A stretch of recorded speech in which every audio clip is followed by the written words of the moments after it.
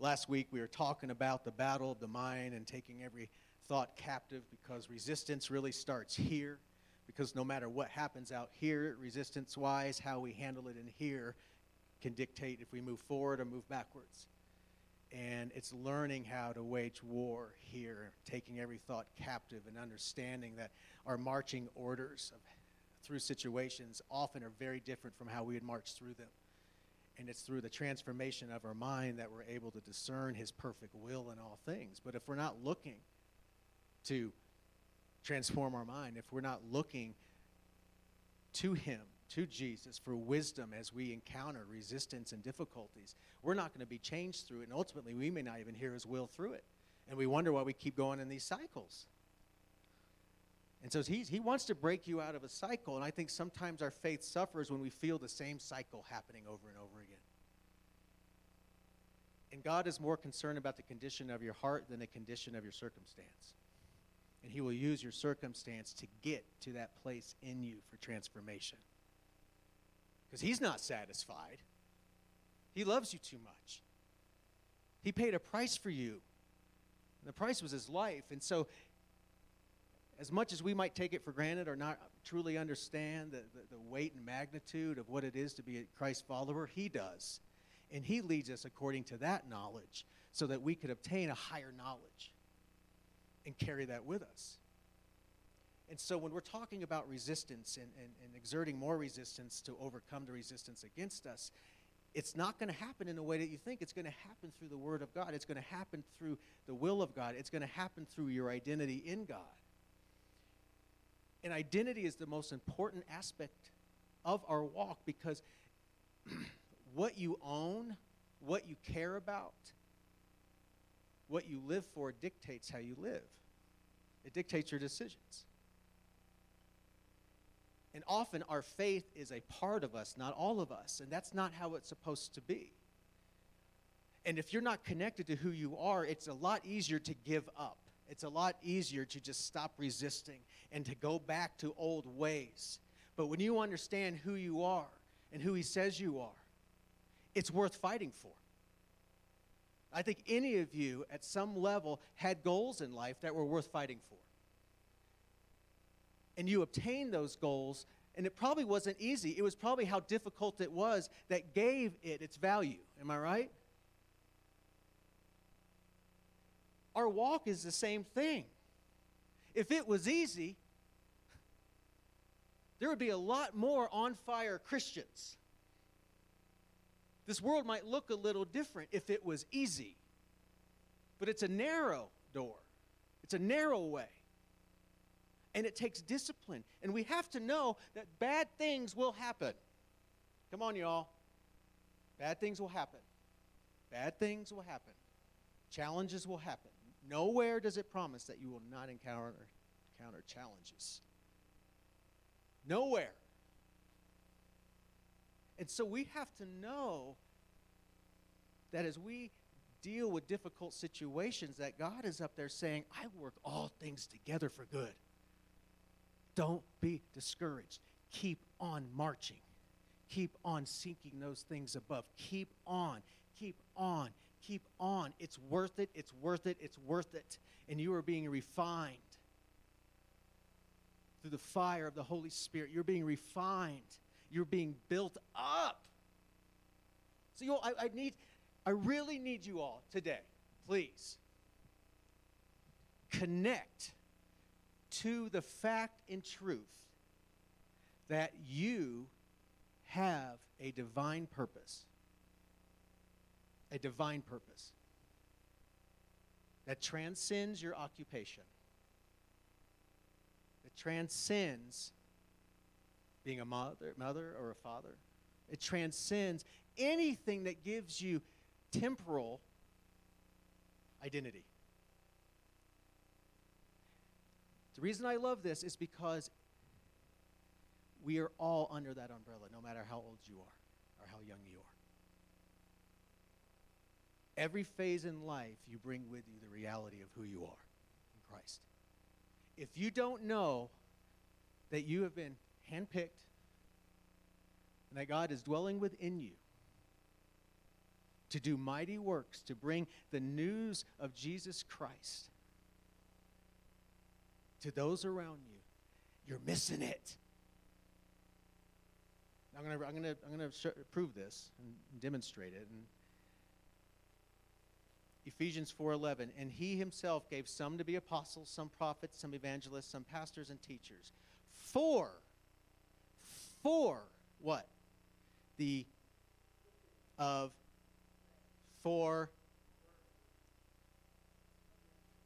One more time. For the work of,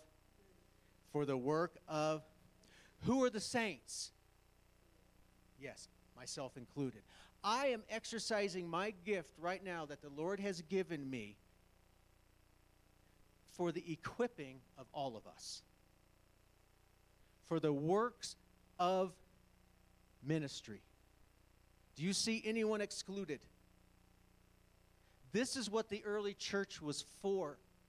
It was the gathering of the saints to equip and encourage one another, then to go out, and then they added to their numbers daily.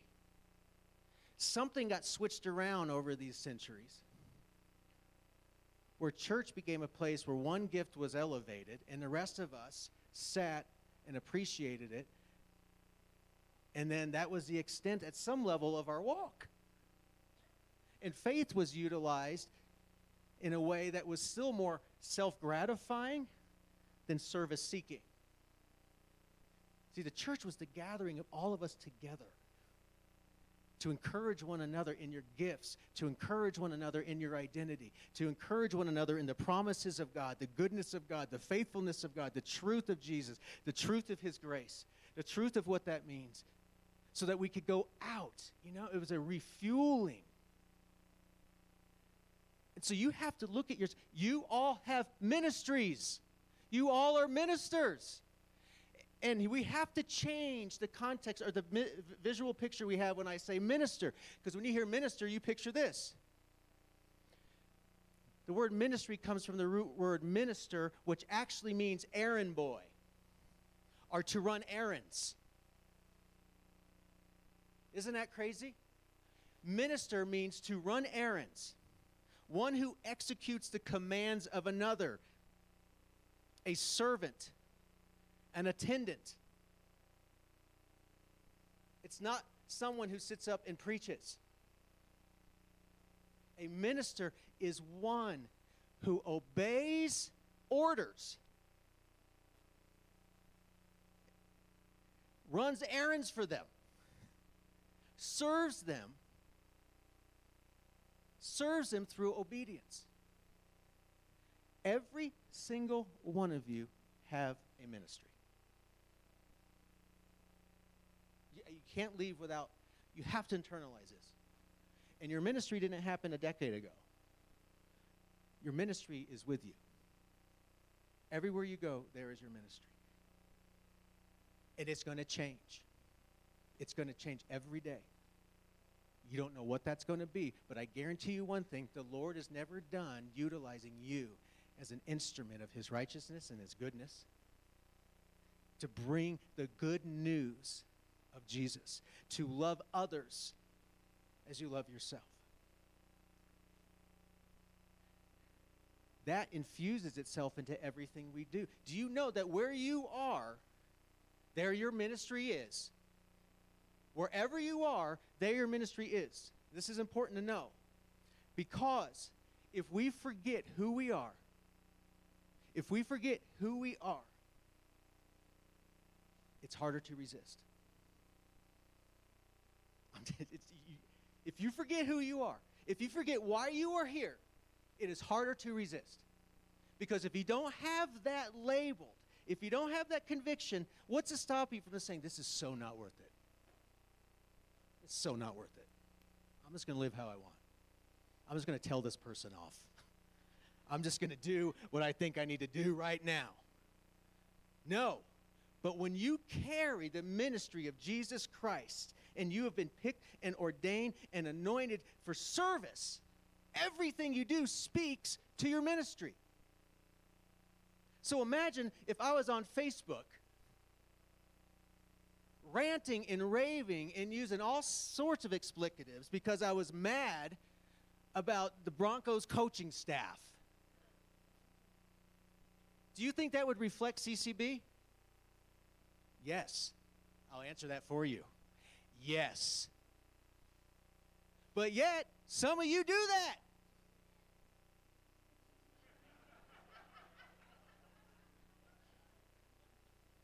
I'm not the pastor. It don't matter. But then they see you going to church today, getting my church on. CCB.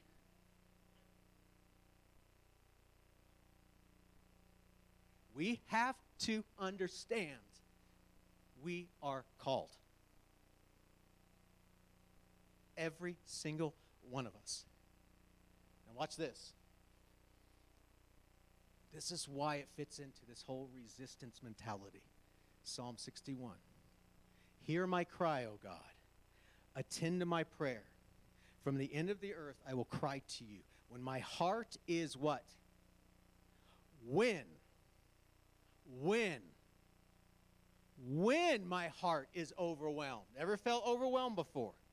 If you haven't, you will.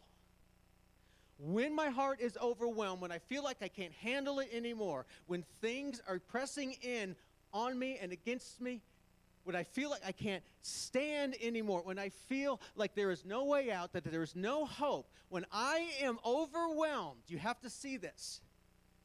Because this is when we backslide. This is when we backtrack, is when we are overwhelmed, and the only thing that can give us a sense of strength is our own attitudes and our own understanding and our old actions. But he goes, when I am overwhelmed, lead me to the rock that is higher than I. That's awesome. Lead me to the rock that is higher than I, meaning I get new perspective. Because when we're in it, we lose perspective. And sometimes we don't push for that perspective. Sometimes we don't ask to be led to a higher place. We just dwell in that place, and we just get all consumed by that place. And David is saying, lead me to a place higher than I, so I could see through your eyes. So I can see through your promises. Because something is at stake here. And it doesn't mean the storm is gone. If you've ever gone, have you ever been like up to one of the 14,000 peaks, but yet there's something below you? And you're looking down on the clouds. I remember like when we went to Hawaii a long time ago, my dad thought it'd be a great idea to take us up to this volcano at like 6 in the morning to see the sun rise. And it was anticlimactic because it was so cloudy. Remember that? But what I do remember is that the clouds were below. The clouds were below. There was something really cool about that. You couldn't totally see the sun coming up, but the clouds were below. And this is what it means to have Jesus Christ in your life, is that you have a higher perspective. A higher perspective than what is going on right now in your life. And more importantly, watch this. For you have been a shelter for me. You have proven yourself to be a shelter, a strong tower from the enemy, meaning the enemy has come against David, but yet Christ himself, God himself, has been a strong tower against it. He didn't wipe out the enemy, but it was a strong tower of refuge. Though they tried, they could not penetrate. And you're about to see something really cool. Jesus, because he has placed a ministry in you, that ministry cannot be touched. That ministry cannot be taken away. It can only be given away. It cannot be taken away. It is guarded. It is guarded. Now watch. I will abide in your tabernacle forever. That was a both present declaration and eternal declaration. I will trust in the shelter of your wings. But we have to understand, I will abide in your tabernacle forever. Yes, the presence of God dwelled in there, and it was ordained with all sorts of gold and furnishings, and it was beautiful. But more importantly, guess what wasn't in the tabernacle? Seats. It was a place of continual service. Constant. So when David is saying this, his only perspective is the tabernacle of the Old Testament, the tabernacle that had been established. And his desire was to abide in there forever, meaning, I want to serve you forever. And we find shelter and a fortress in his purpose, in the knowledge of who we are, in the knowledge that we are created to serve him, and he has equipped us to serve him. And there are specific duties for us to attend to.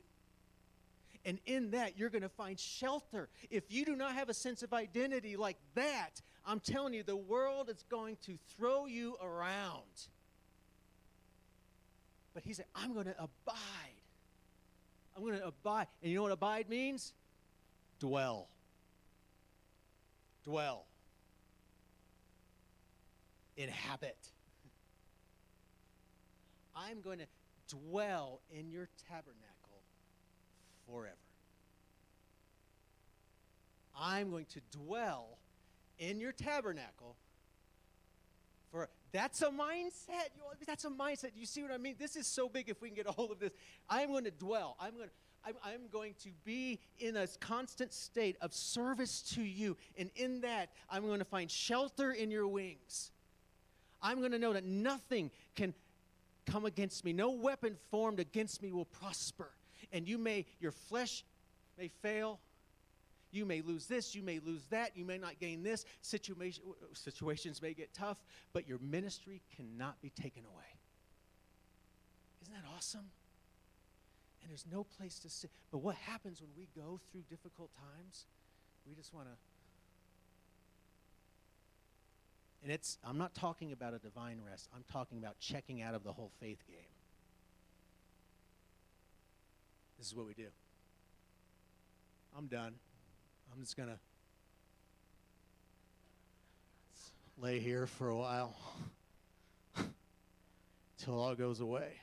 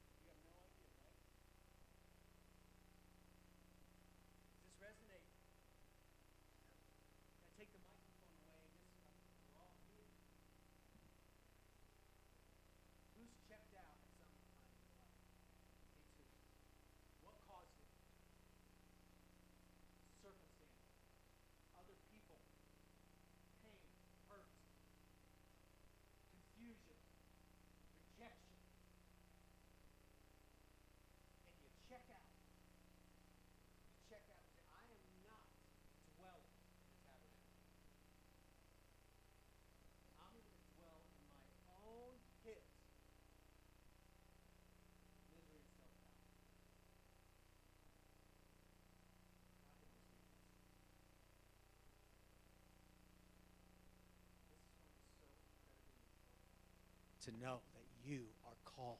You have a ministry. You have a ministry. Ministry does not mean you're holding a microphone. It means you are serving God. And what are the two greatest commandments? Love the Lord your God with all your heart, mind. And then what? There it is. That's dwelling in the tabernacle. And in that, you're going to find refuge. You're going to find rest. You're going to find peace because you know that your ministry cannot be taken. It can only be enhanced. Woo! That means whatever you're going through is actually enhancing your ministry. It's giving you more tools, more conviction, more wisdom. That's awesome. And that comes at a cost. See, oh, this is huge. And the earlier you get it, man, teenagers right now, everyone look at me, teenagers that are probably on their phone or writing something down. If we don't teach you who you are, we have not done our job. Youth ministry is not about just activities. It is about identity. You need to know who you are. You need to know who you are. And each one of you here have a ministry. Each one of you have a ministry. And there is nothing else in this world that will give you peace, strength, hope, than the knowledge that you are a child of God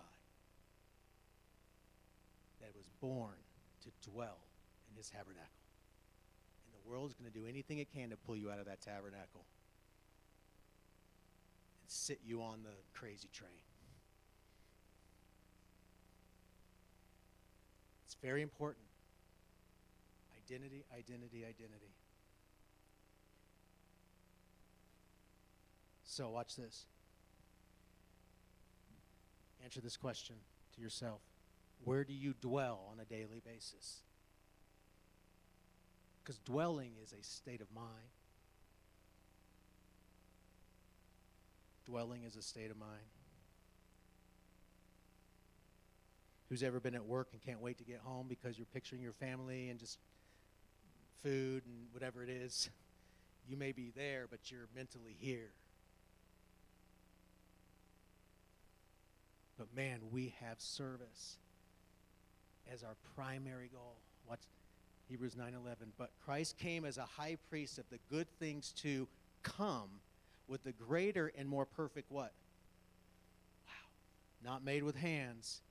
That is, not of this creation, not with the blood of goats and calves, but with his own blood he entered the most holy place once for all, having obtained eternal redemption. For if the blood of bulls and goats and the ashes of a heifer, sprinkling the unclean, sanctifies for the purifying of the flesh, the external, how much more shall the blood of Christ, who through the eternal Spirit offered himself without spot to God, cleanse your conscience from dead works? To what?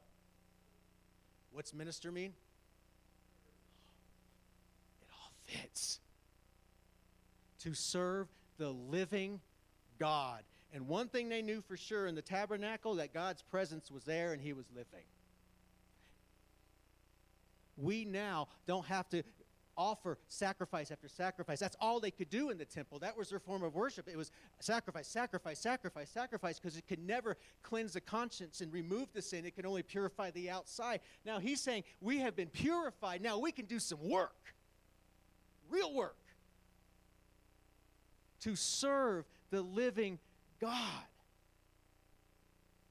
Woo! The living God. He's not a baby anymore. Serve the living God. One more question for all of you. How living is God to you? That's a tough one. How living is God to you?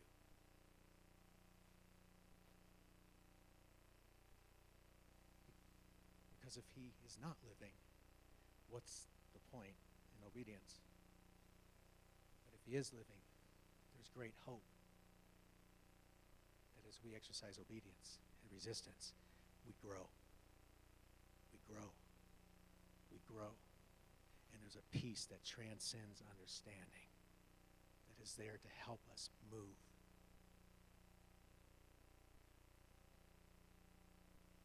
So real quick, with the few minutes we have remaining, I want to, how do you dwell then? How do you dwell? It's easy to say, dwell, just dwell in the tabernacle. See you next week. Just dwell. Okay. I'm not quite sure how to do that. How do you do that? It's a good question, right? I don't like just throwing out cliches out there and having you figure it out. Well, Russ said dwell. What are you doing? Dwelling. Just leave me alone. I'm dwelling. I said I'm dwelling. Okay, I digress. 2 Corinthians 6:3. We give no offense in anything. This is Paul speaking. That our ministry may not be blamed, but in all things, we commend ourselves as ministers of God. In all things, we approve ourselves as ministers. It actually means to stand together. In all things, we approve ourselves as ministers of God, as servants of God. And you're about to see how. Meaning you have to set your mind on things above. And moment by moment, you know that this decision could either tarnish my ministry or enhance it. You have to understand you're carrying a banner. And what you say and do either brings credibility or discredits it. Has anyone in here ever maybe discredited your ministry? Liars. Just a few, okay, a few more. This is huge. Where I am, your ministry is. Where I am, my ministry is. Where I am, where you are, your ministry is. Where you are right now. Where are you right now, Chris? Where are you living? In the mountains. Where in the mountains? St. Mary's, he's living right on the glacier. You would think, well, who lives up there? A few people. Where do you work? Breeze Ski Rentals. Lots of people. Lots of people. You see, so how he acts, I'm not putting you on it, I mean, for anybody, how he acts, how he determines to act when people are talking down to him, maybe treating him like a low man on the totem pole, how he responds can either build credibility for his ministry or discredit it. Wow. It's huge. It's like when you go out, you just tell your kids, don't you embarrass me.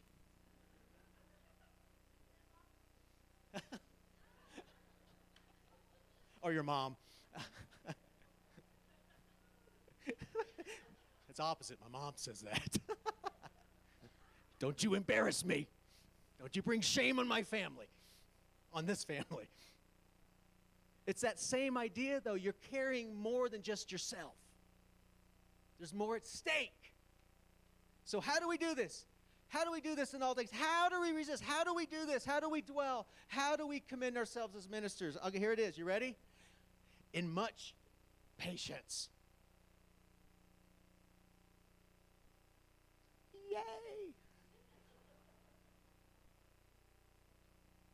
In much patience. Patience is our biggest enemy. Lack of. Lack of. And let me tell you something. This word for patience, is actually not what you think. It's active endurance. It's not passive waiting. It's not this, all right, I'll just lay here till you do something, waiting. No. It's active endurance. It's resistance. It's seeking those things above. It's pressing. It's pressing. And when the world is pressing against you and it's pulling that stuff out that you know is there. You're like, no, no, no, no. And just because good things aren't happening does not mean you don't seek the things above and act according to his word, knowing that you are being purified. Don't judge your walk by your external condition. Judge it here. Pay attention to the ugly. Pay attention to it. Because this is what he says. Well, actually, I want to read you this quote. This word does not describe the frame of mind which can sit down with folded hands and bowed head and let a torrent of troubles sweep over it in passive resignation. It describes the ability to bear things in such a triumphant way that it transfigures them. Wow. So, in all things, in much patience, this is what he endured. In tribulations, in needs, in distresses, in stripes, in imprisonments, in tumults, riots. You see what I mean? Paul did not have a glamorous life. He was saying, guys, this is what we have endured. And this is the thing, these are the things we had to endure and still be approved as ministers, meaning in all things, in much patience, we endured this and acted according to the Spirit of God so that our ministry could not be discredited. Anyone have anyone treat you bad? Anyone have needs? Anyone distressed? I doubt any of you have taken stripes for the Lord yet, or been in prison yet, or caused riots yet. But do you see, Paul is giving a clear picture of what it means to resist and to be called. It means you are called no matter what the condition of the weather outside. And you have to seek these things. This is what keeps you protected. All of you are called. And then he goes, in labors, in sleeplessness, in fastings. These are self-imposed, meaning he even did things for the ministry that were hard for him. He worked a lot. There was a lot of sleepless nights. There was fasting. He was hungry, but he was doing it for the ministry. You see, he was choosing these things that were hard and difficult because the ministry mattered most. And then he goes, by purity. This is how we exercise patience. By purity. By knowledge. Meaning more knowledge, more understanding. The character of Jesus Christ. By long suffering. By kindness. By the Holy Spirit. By sincere love. By the word of truth. By the power of God. By criticizing and complaining. Okay, just want to make sure you're awake. By the armor of righteousness on the right hand and on the left. Do you see, does this sound familiar? Let's look at Galatians 5:22. But the fruit of the Spirit is love, joy, peace, long-suffering, kindness, goodness, faithfulness, gentleness, self-control. You see, there's a reservoir within you given by God himself to be patient. We just have to pull from it, but often we don't. You see, this is just healthy knowledge to know he has equipped you to be patient. Oh. Usually he's equipped you to do his work, which is true, but he's also equipped you to be patient in the middle of things that are horribly difficult to deal with so that your ministry can grow and have a strong foundation. Then he goes on to say, by honor and dishonor, by evil report and good report. Anyone had someone talk bad about you? Yes. As deceivers, but yet we're true.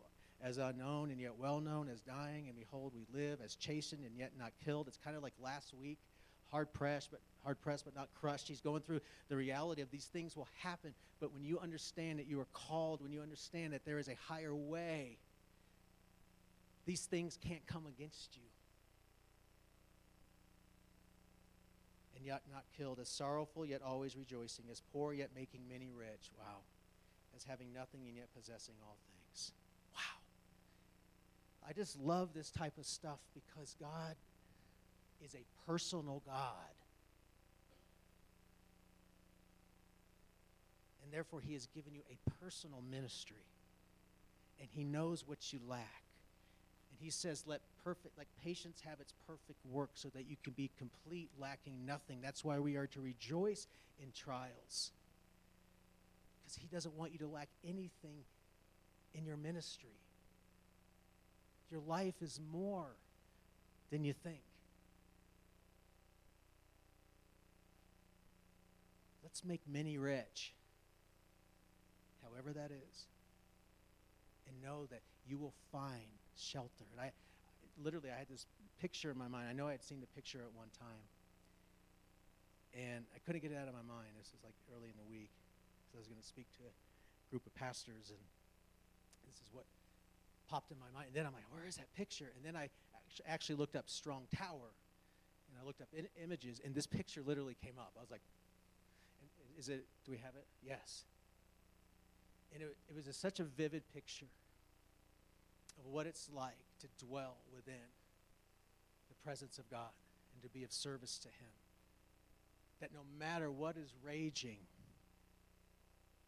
the internal part of who you are cannot be touched. And many things will try to come against you. But that lighthouse ain't going anywhere. And it's producing light for people that are lost. but it's the truth. And our shelter is in his tabernacle. Our shelter is in the knowledge of service and ministry. So I want you just to take this with you right here, because this defies your emotion. Because fear speaks loudly, right? Come on, y'all. I've struggled with anxiety. I know what that's like. Still do. I've learned not to pay attention to it. But it's not something that goes away. You just learn to battle. And that picture is what it's like to battle for all of us. So come on. Ministers. All of you. Woo! You ready to go? Kind of. You all, I'm telling you, this is pivotal. This is pivotal for all of us. There is a new depth. You cannot be complacent if you truly believe this. Do you know that? If you really believe this, you cannot be complacent. You can't. If you really believe that God of the universe has called you to service, has created you for service, has placed in you gifts, and has given you the good works to walk in, guess what? It should activate something. We can't be complacent. So I'm looking forward to this season, this Christmas season. I'm going to bring a form of this on Christmas Eve, so be careful who you invite. What happened to the Jesus manger story? He's so angry. I'm just kidding. So I miss it. All right.